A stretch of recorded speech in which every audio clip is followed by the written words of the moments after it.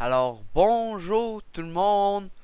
Aujourd'hui on se retrouve pour une petite vidéo qui va vous faire bander. Donc je vais vous montrer un overclocking que j'ai réalisé il y a très peu de temps.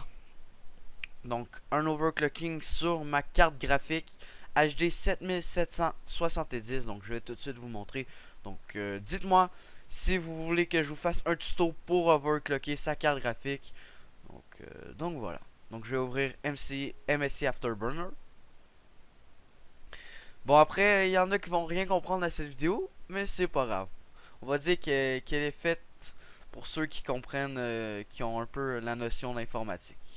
Qui sont voilà, qui sont pas des merdes en informatique, voilà. Donc vous voyez ici mon core clock qui est à 1100 MHz. Donc de base il est à 1020 MHz, donc je l'ai augmenté quand même de 80, ce qui est totalement énorme pour un overclock. Donc de l'augmenter de 80, sachant qu'il était déjà overclocké de 20.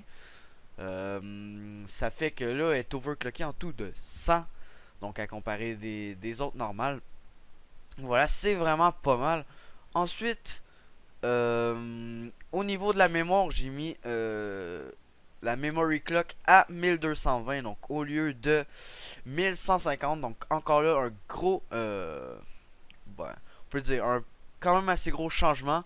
Donc faut dire en même temps que la memory ça change moins que le course clock.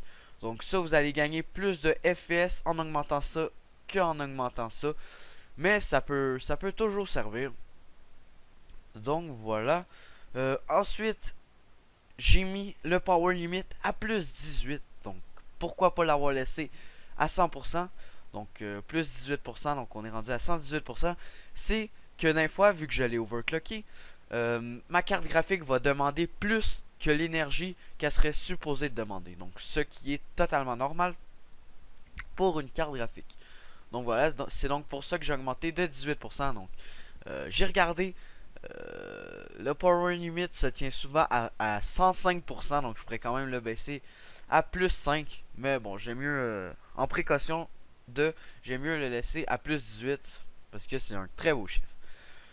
Ensuite, vous voyez que ma température est assez stable, donc à 30 degrés Celsius, donc c'est vraiment pas mal. Et les fans tournent à 32%, donc voilà, c'est vraiment pas mal. Avant mon overclock, avant que je fasse mon overclock, mes fans tournaient à 23% et ma température était à 28. Donc bon, ça l'a augmenté un peu, mais c'est pas dérangeant. Sérieusement, ils font. Dans le fond, ce qui est le plus dérangeant avec le fan speed, c'est le bruit que font les fans. Mais les fans de la HD Radeon 7770 sont complètement silencieux. Sérieusement, on l'entend presque pas. Donc voilà. Donc c'est vraiment pas mal.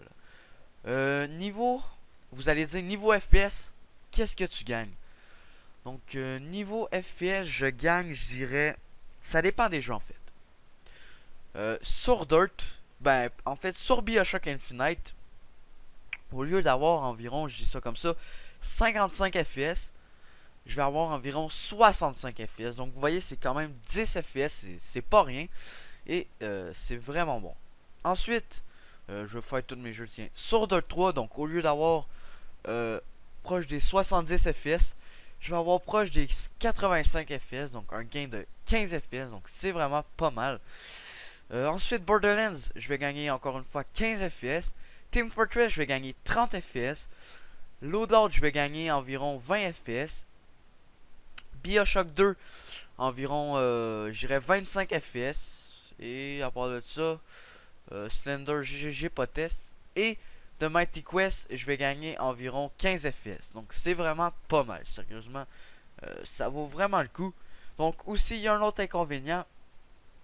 C'est que en faisant ça, j'ai perdu la garantie. C'est-à-dire que si... Ben en fait, ça dépend. J'ai peut-être perdu la garantie de mon truc parce que ça dépend en fait de la compagnie. Donc moi je sais pas s'ils vont accepter si mon cossin se pète de me le changer. Ça dépend parce qu'en fait en overclockant c'est sûr il y a plus de risques que ça pète. Mais bon. On va dire, il y a quoi, 3% de chance de plus de risque, 3% de risque de plus.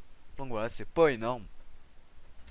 Donc voilà, ensuite un autre inconvénient, c'est que ça va vous coûter bien sûr un peu plus cher en électricité. Est-ce qu'on voit ça ici? Memory. Non. Ici, je pourrais pas vous le montrer. Mais je crois, avant que je l'overclock, mon truc, ça y prenait 1.1 volts. Et maintenant, ça y en prend 1.15. Donc voilà, ça a augmenté un peu. Donc ça devrait me coûter environ 5$ de plus par année. Donc c'est vraiment minime à comparer des FPS que je gagne. Bon, en tout cas, j'espère les amis que cette vidéo vous aura plu.